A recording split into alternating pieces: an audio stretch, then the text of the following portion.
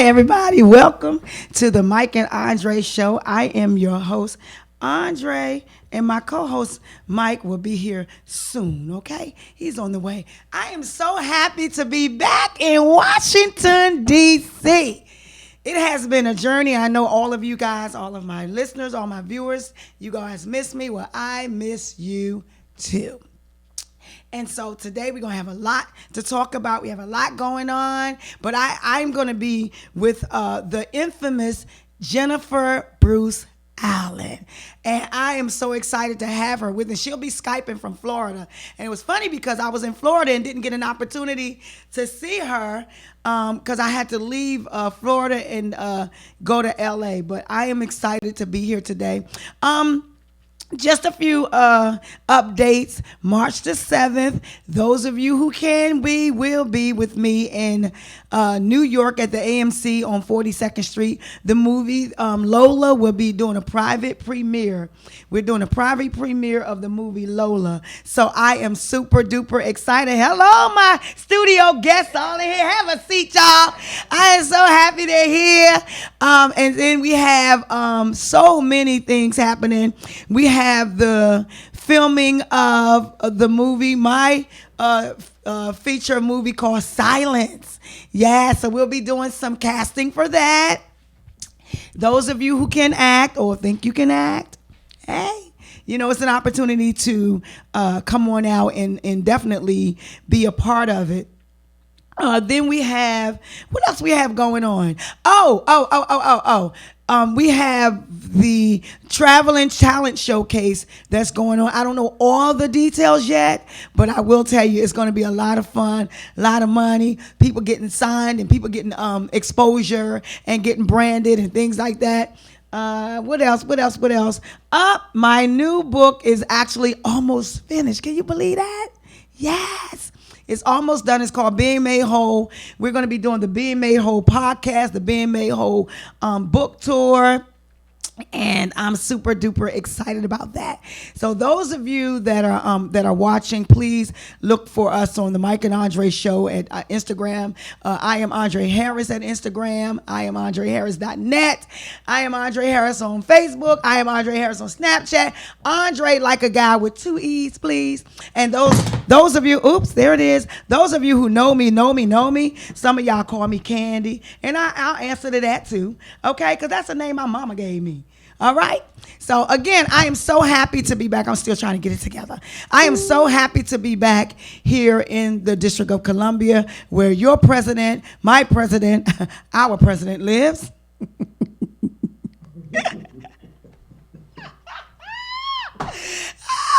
Don't touch that dial. We will be right back because I have with me a wonderful, wonderful guest whom I love, who is my sister. And I'm so excited. She's calling all the way in from Florida. We'll have her on the screen in a minute, and the whole world can get to see my friend and my guest. And we're going to designate this hour because it is Black History Month. And there are a lot of us that are making history. And although it's not written in lights and although it's not all over the place, there are certain milestones and things that people are doing that the world needs to know. And when you hear her story, oh my God, it is phenomenal. Just for her to still be here. It's just phenomenal. So I want you to not touch that dial, but go get a friend. Go get a friend of me. Go get your loved one. Go get the one you love to hate. And tell them to log in at www.listenvisionlive.com or just log on Facebook and tag a person because I got the screen up so y'all can see it. You know, I ended up buying a new phone. And I tell you, I have just gone self-love crazy. I was doing slow motion and all that, just like a little kid in a candy store. Yeah, that's what I did. So hopefully you guys can see the screen. And if not, this segment will be on YouTube. And this portion of this show is brought to you by The Champ Is Here. So thank you, The Champ Is Here, for supporting the Mike and Andree show. Thank you, The Champ Is Here, for supporting most of the things that I do and backing me up. And I thank God for you guys. So don't touch that dial. We'll be right back.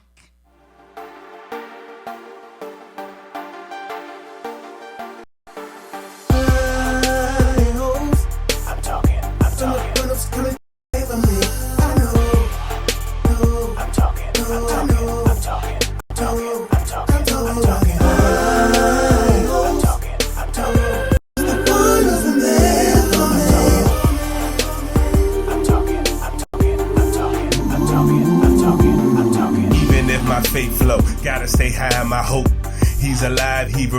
I ride with the ghost. El Shaddai, he can't lie, he provide for the folk. Through the fire, water's hot, won't let you drown on that boat. Put my hope in Hashem, the one that spoke to the wind. Defend me from my enemies. Every need is in the snatched me out, I was in the sin. Gave my life so I could live again. All praise I get him. In the end, the wind. Lighted there in my nighttime. Jesus Christ is my lifeline. I don't know who they serve. That's my word. God ain't like mine. With me in the valley low. Put me on that mountaintop.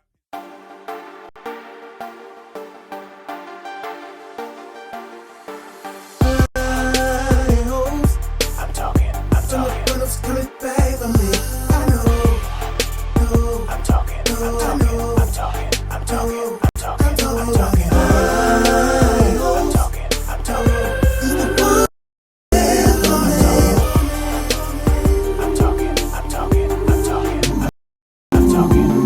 Even if my faith flow, gotta stay high in my hope. He's alive. Vibes, I ride with the ghost. El Shaddai, he can't lie, he provide for the folk. Through the fire, water's hot, won't let you drown on that boat. Put my hope. Hello, everybody. I am back. Listen, you know, I have some people have people that are groupies and all this stuff. I have people that I call my favorite fans because they're like family to me. Like, I've been knowing them for like forever and ever and ever. But let me just say this to you. No matter where you go in life, no matter what you do in life, if you don't have love for the people, because it's the people that bring us to where we are. And there are just there's a couple, oh my God. I don't care where I am and what I'm doing, they are always there. And they came down here to hang out in the studio with me today. And first let me bring the couple in, but it's the shirt. Y'all, you got to see this shirt. Come on over here. Come on over here. Come on over here, Betty. Look, she got to stand up. Look at that top. Look at that top. Girl, model that thing. There we go. Bam.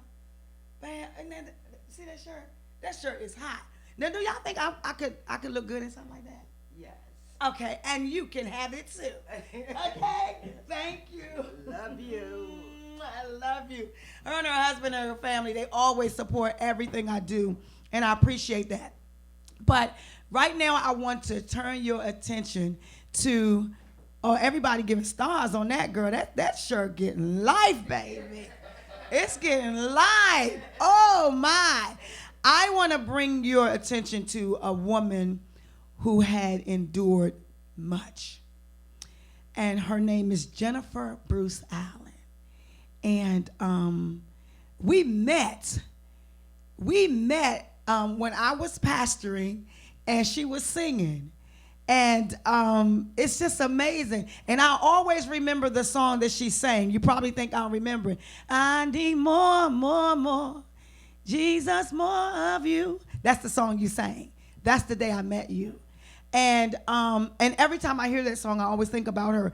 But I had no idea that our journey would be one as significant as it is. And so I want to talk to you. First of all, I want to welcome Jennifer to our show. Could we bring her on, please? Hello, Jennifer.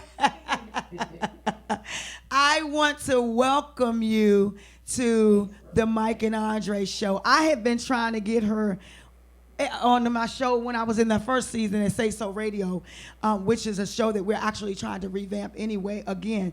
But I am honored that you took the time out of your schedule to just bless our guests and all over the world. And I want to send a shout out to my viewers in Uganda and Sierra Leone and Nigeria, because I know we have a different time zone. So I just want to make sure you guys get all of my love, okay?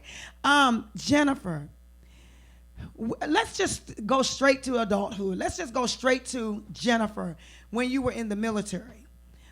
She is a vet. And I think we have a picture of her. There she is. Talk to us a little bit about when you first enlisted in the Marine Corps and what happened as a direct result of you being in the Marine Corps. It's a pleasure to see you, as always. And I'm a little embarrassed. I wore a duster this morning, my shirt, compared to your friend's shirt, The young man said, "Is that a robe?" See, she put me to shame. So, but yes. Well, prior to me joining the Marine Corps, the Marine Corps was my way out of, I'll say, hell, Mm, because prior to that, I was uh, just getting, well, trying to recover from um, drug addiction. And so the Marine Corps took me. However, my tenure in the Marine Corps wasn't what I thought. After 4 years, I was sexually assaulted, sexually harassed, and when I reported it, I was became a target, target somewhat. They were trying to destroy me, which inadvertently had me. I attempted suicide twice while I served, and when they Baker Act me and um, when they Baker Act me and had me well, put in the hospital, basically on the mental health ward, they discharged me, stating that I had a mental illness and I was no longer good for the government. wow. So a base after that happened, and prior to that, I was already broken. So it had broken me even the more. And when I left the military, I was just basically an accident waiting to happen. Wow. And yes, so So, my military, I mm, did enjoy the Marine Corps. It was different from what I was used to, being raised in the hood mhm. and seeing it was a different, it almost felt like I was in college, which I didn't get to go to college right away as a young girl because I was in the streets and things like that. But it was a good experience while it lasted, but it did not end the way that I had hoped. And just to clarify, you enlisted in the Marine Corps as a way of escape. And that's amazing because some people on social media are saying thank you for sharing. Because I remember being drug addicted. And I remember telling my mother, I want you to take my kids because I want to go in the military. And I'll never forget someone say, well, you're going to take yourself wherever you go. And but for me, it seemed like that was the way out for me. For me, it seemed like I couldn't stop. So why not go? But then I became, when it was time for me to test, I passed all the practice tests. But when it was time for me to go, I froze. So I took another avenue, and that avenue was to continue using drugs. And listening to your story, and you talked about there's a lot of women that talk about the sexual harassment and the sexual abuse and emotional abuse that takes place in the military amongst women. It's real. And when I got to hear your story, this is not the first time. Years ago, I really came face to face with how real it really is and how damaging it really could be. Mhm. You now, well, let's move forward because there's so much about you. Let's move forward to the breast cancer. Okay. You are a survivor, and it's amazing because I remember the day that you had your surgery. I was there for the first one. Do you remember that? I remember that. Let's talk Yeah. about that. Let's talk about. It's amazing that whew, when you start really thinking about the people in your circle of life, it's just amazing. Let's talk about that. Well, I do want to add that prior to when I did get out of the military, and you were saying that it was an issue, I do want to add that it became an epidemic in the military. Wow. There were movies made about the treatment of women, and especially in the Marine Corps, because we're only about 1% of the force. And so it was truly an epidemic. And, all things work together for the good because although I was humiliated, I was embarrassed, I didn't want to talk about it with my family. No one ever knew why I got out of the military because I was shamed. And I was ashamed of my story.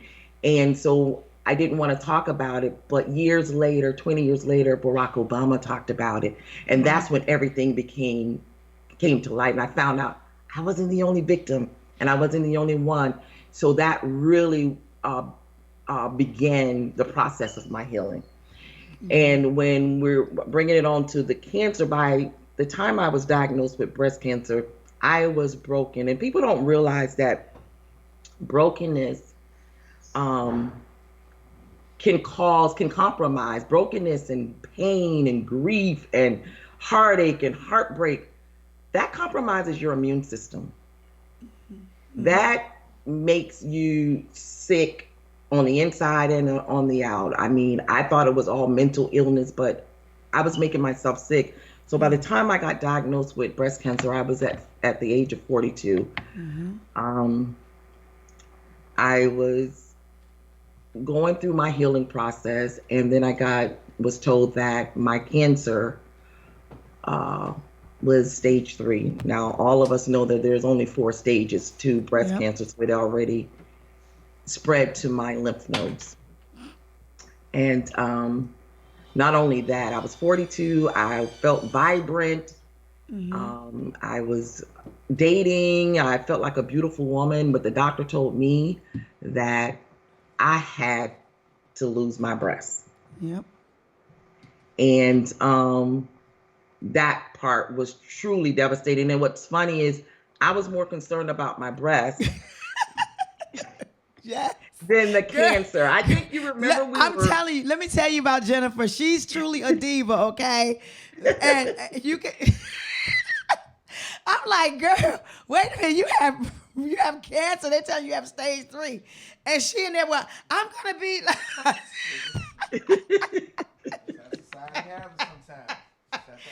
I'm like, girl, do you know they're telling you have stage 3? And she's like, but my breasts are like, babe, you got breast cancer. Yes. But she's so dainty and diva. Yes. I went around the country asking different doctors. Like, I went everywhere. Cancer treatment. I just wanted someone to save my breasts. And I was not going. You wanted to hold on to the mammary glands. And so accustomed to waking up and them making you feel the outfit's just not. I understand. I get it. Yes. But that doctor told me that if I didn't get my breast removed, that I would be dead in 5 years. My God. And I think that was like, and even after he said that, I said, well, let me try one more doctor. One more. And I went to the Cancer Treatment Center. I flew out to Tulsa. What is that, Oklahoma? Yep. And that doctor said, breasts are beautiful, but unfortunately, we're not going to be able to save it because the cancer had spread it throughout the breast. Okay. So when I had to, and what made it bad was the man that I was with at the time told me, you're not going to be any good to any man without a breast. I felt like my whole world was coming apart, but I had to live. And I looked at my children, and they were minors at the time. I had to live. I had to give up that breast. So I did that. So, and I remember waking up. Yeah. Go ahead. And I think that's what made it so much more worth it, because waking up to your smile and Pastors B&E, God bless him, so he's gone on glory. You guys were there waiting for me to open my eyes, and it just made it so much more. It just made it, I knew that I had a purpose then. Right. And, but yeah, it was a devastating part, but so much good came out of it. It did. Right. Yes. We're going to get to the good. Yes. She also began to chronicle the things that were going on, because what I didn't recognize, we're like sisters, so we have like this crazy relationship. One week we might be mad at each other, the next week we talking, we're crying on the phone together. But let me just say this, but that's the essence of true. That's the essence of real. And not only that, it's the essence of when you can't find anybody else that could be there, there is always that someone. that you could talk to, and I could just remember her going through the motions because I didn't know that it does things to you mentally, emotionally, physically. I just thought, damn, she's got acting crazy. I didn't know because I wasn't in that shoe.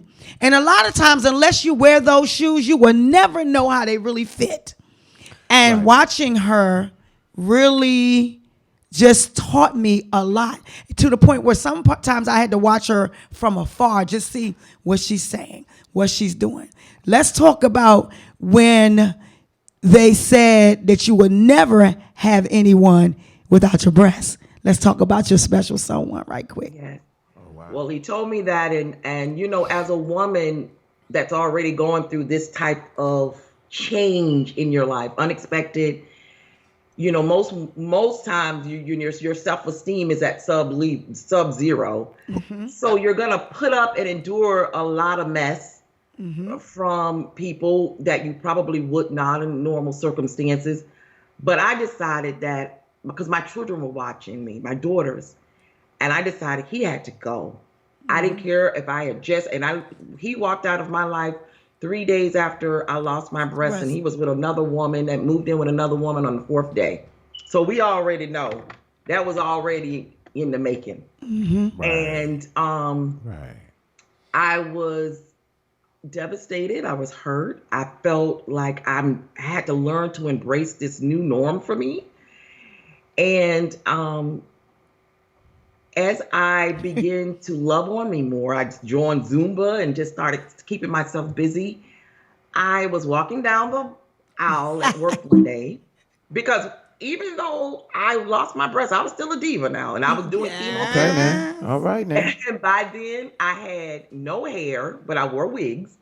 Okay. And the chemotherapy was so hard, my teeth were breaking in the front, and I had half a tooth. Well, it was just a mess. But I was still, if I had to glue it back, I did whatever I could because I had to still keep things as normal as possible for my kids. But I met this guy walking through the hallway on my job. I had never seen him. And he and I kind of locked eyes and you had a moment. We had that moment. Right. And then the next day he came, I saw him standing by my desk. He found out where I sat and he was standing by my desk talking to a coworker. And he just kind of scooched over to me and said, heard me on the phone talking to my doctor or whomever about my cancer. And he was like, you're in, that's interesting. Can we talk? And we talked. And then he asked me if we could talk more. And we've been talking ever since. We started dating. And I asked him, I told him up front, I only have one breast. And I said, and I have cancer. Do you think that's a turnoff? And he said, probably for most men, but not for me. Mm-hmm. And I remembered us spending time together and things and getting to know each other. And I remember I was so ashamed of him ever seeing my breast and or where it used to be. And one night I was sick from chemo. I was just vomiting everywhere. And he said, well, baby, go clean up yourself and I'll clean this up. Go clean up. And so I took a shower and I was so weak I couldn't lotion myself. And I remembered him lotioning me and he was getting right. I said, turn your eyes. And so he would turn his head and he closed his eyes so not to hurt me. And he just kind of put his hand in the robe. And I remember him pulling that robe. That was the first time he saw my scar. And he kissed that scar. Oh, and wow. I knew then that I was going to marry that dude, That was special indeed. Yes. And he made me feel, and he said, this does not make you a woman or less than. And I still get teary-eyed thinking about it. Yes. And, but I married that dude. Is he there?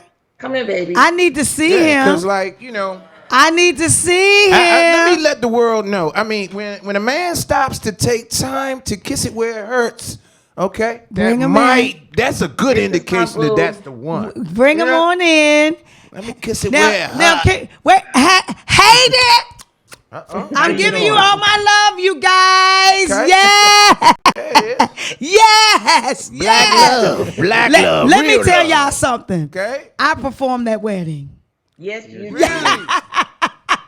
Oh, you presided over the. Oh, Yes, wow. let me tell you something. I had the abscess. My face was swollen, but it was such an honor, and it makes me teary eyed because every detail of what he did, I kept saying, "Girl, that's fairy tale. That's a fairy tale." But no, it let me know that chivalry wasn't dead, Right. and that real love is there. It was just in him. It was just in them, and they got that same. Look at them, y'all. Yeah. Look at them. Can we give them a hand clap? Oh, strong, my strong student. man, all supportive and loving in the background like that. Yes. Go ahead, brother. Yes. Black love. I That's need what you to I'm just. talking I about. need you to just give us a few words of your love for that woman that you still look like y'all just met speak at on your it, brother. desk. That y'all Speak look on it. like y'all still just met at the desk at the cubicle. Right. Yeah, well, I mean, I still love her from like the first day because how it was that when we met, our conversation was so good. I couldn't help. I was like, well, I want to continue our conversation. So can I have your number? So she gave me her number. And as time went on, I was sitting at work, and God had showed me a vision that she was my wife, and I was like, well, why am I seeing that? Because I hadn't even thought about that. None of that came to my mind, but that's what he started to present to me. So it's like, okay, so I know everything works in God's time, and so you don't rush it. So you just allow things to take its course, and things took its course to where we're still married going on 10 years this year. Beautiful, that's man. nothing but, Beautiful. But as far as, my love for her, that hasn't changed. It increases every day. We try to do a thing to where it's, like every day, Valentine's Day come once a year, but we try to do it throughout the year, That's so it's right. not like Every single so day. That's correct. That's absolutely correct. Reboot Yes, that he love. knows when I say, baby, I'm needy. He knows that means I need him to, I just like to hold his hand and be under him. And so that's our new thing. So he knows, and I say that all the time, baby, I'm needy. It's all right. It's all right. But I'm going to read something that he wrote. I'm going to share it. I know this is between, but I'm going to read what he said to me yesterday. I thought it was the sweetest thing ever. Okay. But he wrote to me yesterday. He said, my dearest love, how do I count the many ways I love you and cherish you? Truly grateful to God the day we crossed paths, or shall I say I crossed paths your desk with eyes locked and fully loaded with an eye full of your beauty. And even still to this day, going on 10 years later, I still get an eye full of your beauty. Love you madly, sweetheart. Yeah. I thought that was so sweet. It is the Yes, greatest. it is. Y'all, see, I'm getting ready. I forgot to get my tissue. We I will can't be extracting this brother's DNA after Yes, the show. yes, We will be yes. extracting his DNA. Yes. Okay, and studying it for further. We're gonna. He needs that DNA needs to have some studies. Okay, we can run some tests. Real studies. Okay, and cloning. We need Okay. cloning. We clone them into men and women. We need cloning. Okay. Right. And then you see how the brother leaned in. He got He the leaned in biceps it. showing. So he said, "I'm gonna protect this." Hey, right. hey. I'm gonna protect this. I bless I love it God and I the protect day that He walked into her life. Yeah. You know when it's real. See, one thing, us as a people and people as a people, period, we have to learn to celebrate. And I bless the day that He walked into her life. I bless the day that God sent them there, because she had been dealing with some things, and just to see the smile on her face and the and just, girl, I just love it. I love it. And I bless.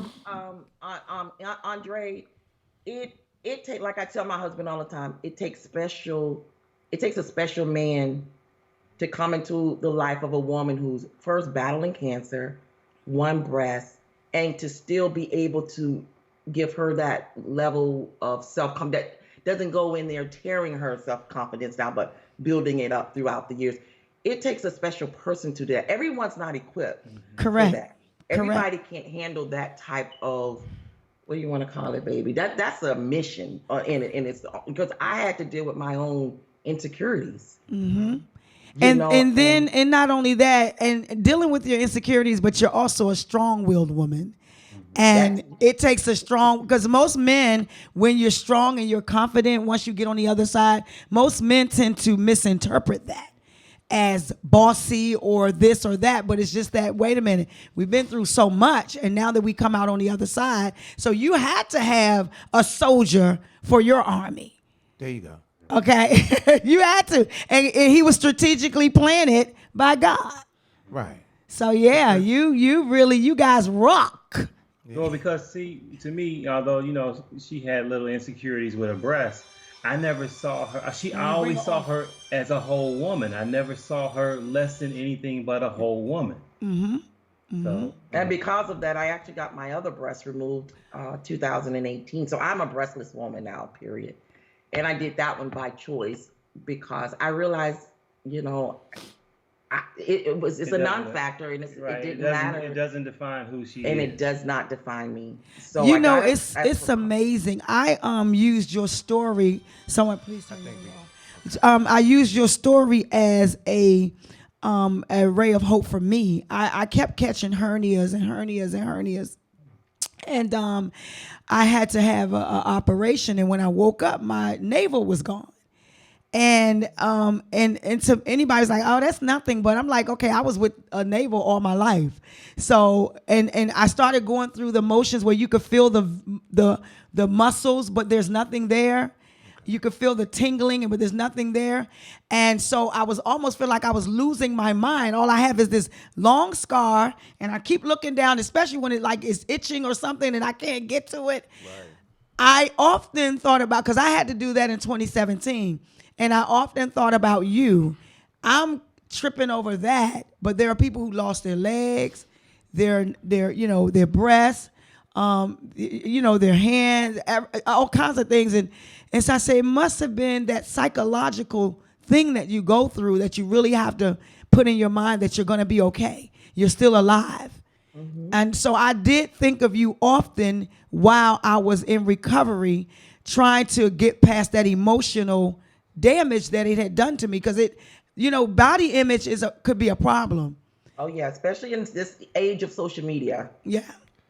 Most definitely. So I thank you for just being open about your process, because it really helps others in different ways that you wouldn't even believe, because a lot of times people look at us and we look like we got it all together. But they have no idea. Right. And that year was a hard year for me, because my marriage ended that year as well. And so I had to actually just really pick up the pieces. And that's where being made whole came into play. But we're not talking about me. I want to talk about you and that book, Hostage in the Mirror. Yes. Oh, that's thank you, Rod. Thank you, Roger. We love you. Man cave. But yes. So in 2018, I decided to, 2019 actually, last year, I decided to put my life on paper and have it published. And I wrote my book, Hostage in the Mirror.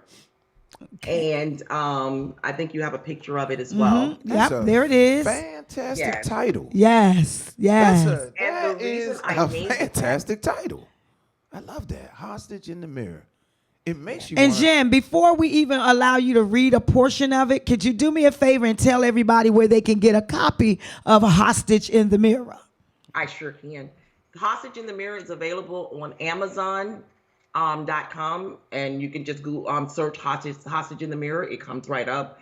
You can also, if you want a hard copy or hardcover or a soft cover, you can also order it from my website at JenniferBallen.com. That's JenniferBallen.com, and you'll see it there as well. All right. So tell us. Oh, you know what? I don't want to forget, because I know we have a few minutes left, but I don't want to forget the job. You were forced off of your job. Yeah. Can you give us a little bit of that? You were forced off your job. Yeah. I worked as a civil servant for the federal government for 10 plus years. And prior to that, I was a stellar employee and everything. I received awards. I went back to college, got my bachelor's degree. Even while I was going through cancer, I was determined to finish my degree. Got my bachelor's just so that I can move up the ladder in the federal government, and started my master's program. I'm almost done with my MBA now. Wow. And as I was doing that, well, I felt like I was being led anyway off the job because I wanted to put my life on paper, and I really wanted to start a show to encourage and inspire other women and some men too who can glean from it, to dream bigger. So I had this vision and this dream. Well, when I published my book in April of 2019, I don't know what happened. My managers, they just seemed to hate me, I guess. I don't really know what happened. I don't even know how to describe it. I was already suing them for discriminating me for my disability, because I have a mental illness, and they would not accommodate me for some things. And so they were retaliating against me. And when I wrote the book, another author or someone else in the job were jealous, and they went and told them that I was doing all of these things with my book. And they began to question my integrity, question me about my book. And they really were trying to fire me, I think. I don't know what they were doing, but it got scary when one of the managers said, you basically insinuating I may have broken the law for writing a book. And I got scared, and eventually I just went and prayed about it. I talked to my husband, and even though I didn't break the law, I mean, they couldn't find anything because they never got. You're telling your story. I mean, but for my husband, I went to my husband, and my husband said, "It's time for you to go." Wow. And I did not want to leave because I was getting ready to start making $70,000 a year. Who leaves a $70,000 a year job? I did. Just like that, with really no recourse, no plan B right at the moment. But my husband and I did some things, and my husband made it, and I made it where I could relax. And I was already going back to the military. All the things that the military did to me that caused me all of that trauma, they're now having to pay me for it. Amen. So because of Amen. that trauma, they pay me every month, which helps us now. It just prepared me for this moment. Yeah. So, yes. So let's talk about that hostage in the mirror, because we got 10 minutes, and I want you to read and tell us about it and all that stuff. Okay. So now my book Hostage in the Mirror is based on a dream I had. I was in the mirror. The night that I had the dream, I was getting ready to kill my children and myself. And I was taking Tylenol PMs, and I was drinking a bottle of E&J, like I said in my book, right out of the brown paper bag. So the Lord gave me a vision, and I saw myself in a mirror, hostage, as a hostage, screaming. But I do want to say my book is about forgiveness.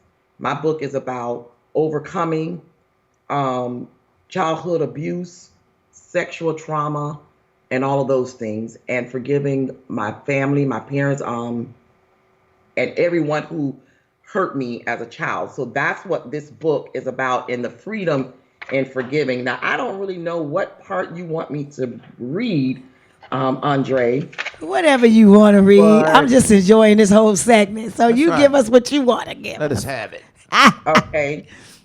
Well, I'm going to read a little bit about the finding freedom and forgiveness, the healing process. By this time, I had moved to Baltimore, and my family and I were trying to heal. I had to get away from my mom, my sisters. I had to get away from everyone. And the man that I was with, he was an abuser. But it says, I love you had become a standard farewell with my family. We began to tell each other we love, because we never practiced that in my household. It just started to flow off our tongues as if we had always practiced such affections toward one another.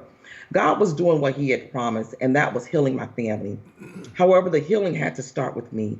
As he continued to love on me, I continued to love on them. It became easier. I did this with no apology from my mother or anyone else other than my brother. I had forgiven her and all my perpetrators with no apologies necessary. That was big for me. I didn't need an apology to free myself of the burden of unforgiveness I carried around in my heart. As far as my mother is concerned, the more I took a good look at myself, I saw her. Years prior, I vowed I would never be like my mother. Years later, I was my mother. I now understood firsthand the struggles of raising children as a single parent. I also knew firsthand how it felt to be a young single woman in the dating game where good men were few and far between. It wasn't easy trying to keep my girls from making big mistakes they would regret the rest of their lives. As a parent, it isn't easy to make mistakes yourself. I came to realize there is no perfect parent. The more I looked in the mirror and saw my mother, the more empathy I had for her. I understood the pains she harbored. It became easier to forgive her. I had to learn to forgive everybody I felt had hurt me, from the pedophile to my baby's father, from my father to my assaulters. I had to forgive all of them. Wow. And forgiveness, most times we already know, is not for the other people. Forgiveness is for us. It's for you, so that you can move on, Move so that on you to can our let next go. phase. Definitely forgive. What can the reader who get this book expect from the book? Well, I think my book starts out with being born in 1968 when James Brown was in, it just tells a story of life in the ghetto, watching what people epitomize as love and seeing women getting beat up and drugged, and then they with the man the next week. We grew up with that. Food Seen that. stamps and Section 8 and being able to survive, where incest and sexual abuse were secrets, especially in our household secrets that we did not share with the world. Being able to survive all of the secrets and all of the things that we survived, and still been able to thrive, because my story goes on to talk about me being a part of Barack Obama's team and being me rubbing shoulders with governors and me being this. How can she come from that? From being drugged down the street and kicked in the face and being raped by gunpoint, to rubbing shoulders with the governor and doing things, and now being able to love herself without any breasts, being able to still be this woman, and now she's inspiring other women and other people to dream big. She started her own business. She started this. How do you survive that? And I think that's what my book started. I started out as a hostage. I started out as a victim. And at the end of the book, you'll see how I ended up as victorious. Yes. And I think many people need to see that you're not the only one. And I've overcome so many things. Abuse, physical abuse with a man, and, having to decide to stay or leave. And I've been there. So it talks about you can come from all of yes, and you still can dream big, and you still can do big things in your life. We don't have to stay boxed up in victim mode. So that's what my book is about. And it talks about the steps I had to take to get where I am today, that that some people may be able to apply to their own lives. The good thing about that is something you said that really, really stands out, is that we're not the only ones. And I think when we begin to really apply that in our lives, like, okay, my mother was on welfare. Okay, somebody else's mother was on welfare. I got beat up. Somebody else got beat up. So-and-so was having incest in their household. So-and-so was so. We're just never the only ones in the entire earth that are dealing with what we're dealing with. The problem is being able to release it and plug into those avenues where we're no longer victims. We're not victimizing. We become victorious. And that's what I like about The Hostage in the Mirror. It's your story, but it's also your steps. And most of the times, many times, we can always glean and relate to something that someone had to do, because we'll say, did you made it past that? What you do? This is what I did. Well, I'm going to try that too. Yes. And once we start trying it, we find out that it works if our minds are open. sometimes we don't have an open mind, so we think we stay in the I'm the only one syndrome, somebody done me wrong syndrome, and we can never go forward. It's just if we not the stay back case. there. No, Yeah. we're never alone. But you have to Right. want it.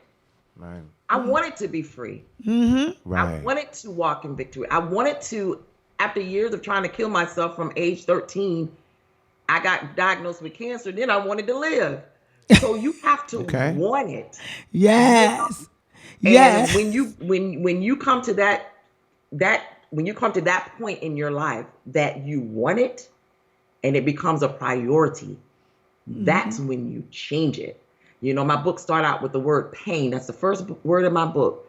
Pain, we all experience it, but it's how we handle it is what differentiates us. That's right. That's with any situation. I remember back in 2006, you were talking about the book "He Knows My Expected End," and I used to drill Yes. you on that every time. We could be going good. I said, "So what happened to He Knows My Expected End?" And she's like, "Andree, I got a book." I'm like, "Yes." Okay, because it was like, you know, you always have to have that one person. I don't care what happens. You still have to be reminded that the good work that he began, he will finish it. And we got to be That willing is actually to. one of the chapters in my book. Oh, is He it? knows my expected end. Yes. So I brought all of those things together, Wow. and I made and it formed Hostage in the Mirror. Wow, So He Knows wow. My expected end Amen is to certainly that. a chapter. So your website is jenniferballen.com, right? Yes. So do you have like a booking spot on your website where people could book you to speak and I things like do, that? I do. Okay, good. And you have a podcast that you do. It's called Well, it's like a vlog. A blog. I guess, a video blog. Yes, it's called Saturday Morning Tea with author JB. Okay. Okay. Yes. And this week's episode was actually on the freedom and accountability. So I'm going to be talking about some having some real heart-to-heart conversations, and I do expect to have some guests and things.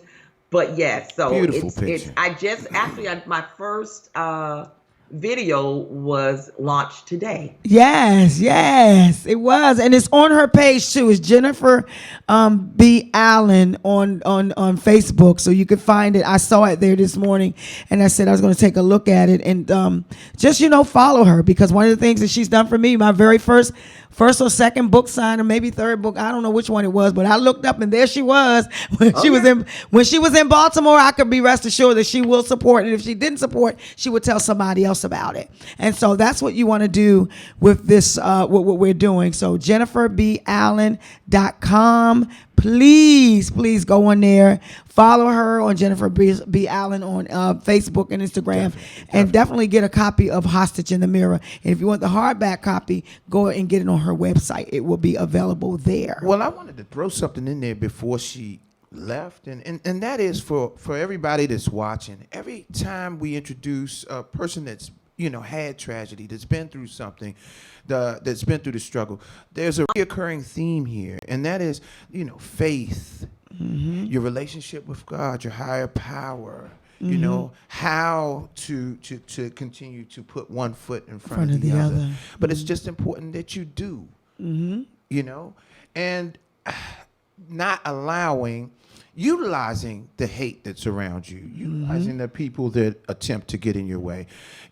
Don't take vengeance on these people. Feel sorry for them and move forward in your purpose, And it's been useful in my life. And not only that, forgive them. Forgive them. Because unforgiveness, and I wrote about that in my book, unforgiveness can cripple you. Right. And let me tell you why. Now, I've seen a whole lot of stuff, people. And one thing about forgiveness, it allows you to remove yourself from the situation so that God can do his work. God said, vengeance is mine, saith the Lord. Right? Don't take it upon your own hands. Even if you can, even if you just continue in his purpose, because he's got a path for you. Allow him to deal with whatever is behind you. They're behind you for a reason. That's right. And I tell people all the time, for a reason. You got a message. Okay? and they got mess. And they got less. Okay? They need you in order to have a narrative. But I do love that forgiveness piece. And I really, everybody that gets this book, there's some pointers and stuff that you can actually highlight. I had the opportunity of reading it before it actually was released. And I don't know how that piece about forgiveness that is a very, very important part Huge. in Huge. anything we do. Yes. Because you know what? Even when you're angry and resentful, it's like cancer. It eats you up from the inside. And don't nobody know you got it but you. And that's the truth. Man.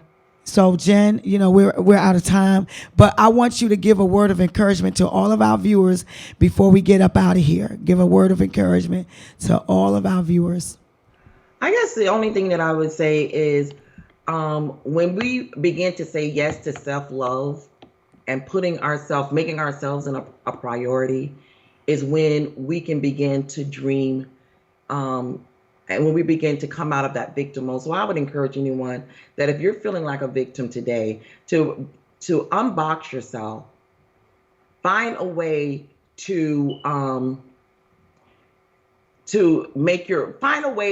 walk in victory. I really don't know what other thing to say, because as long as we're in that victim mode and we're blaming everyone for everything, we will never heal from what we're dealing with. We have to take accountability of what we're bringing to the table.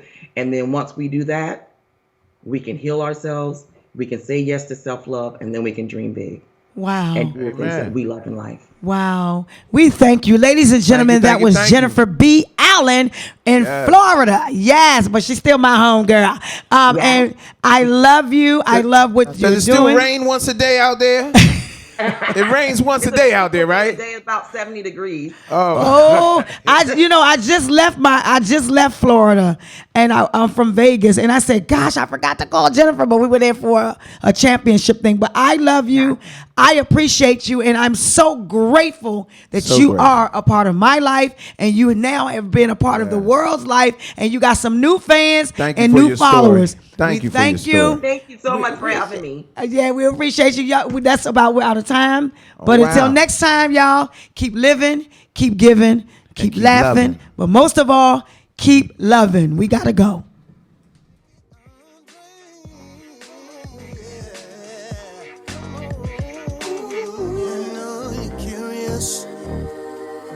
We know you're curious.